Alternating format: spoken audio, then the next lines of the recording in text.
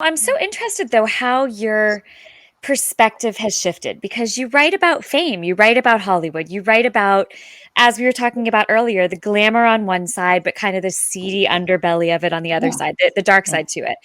When you started off doing that, though, you didn't have a name yet, right? Like you were breaking into the business. You Yeah, were looking at it from kind of the outside. very much. Now, in the last couple of years, I feel like your career has exploded.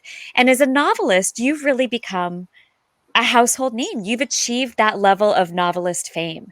Has that changed the way you look at the subject matter you're writing about? Now you have a little bit or a lot of that fame that you're writing about, and you're a little bit more on the inside of seeing that picture than you were before.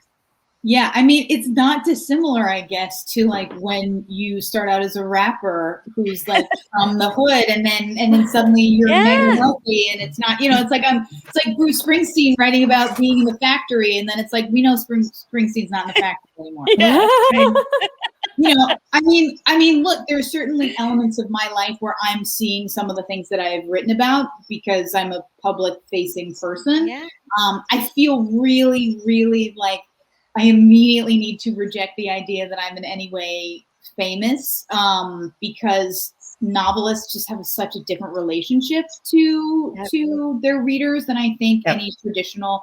But I definitely look. I'm writing a book now, and there are passages where I feel like I'm writing about like there was. I mean, I'm writing a book about a famous woman.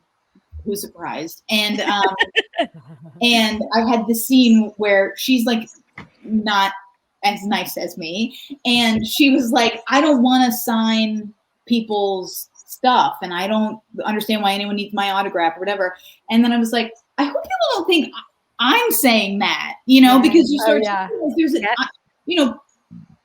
my career is changing, and so look, there's some growing pains in that regard, but I am writing about people that I still think are vastly, vastly different from myself. People with massive audiences and a need to tell a story about their lives that I love writing about, but personally I could not do.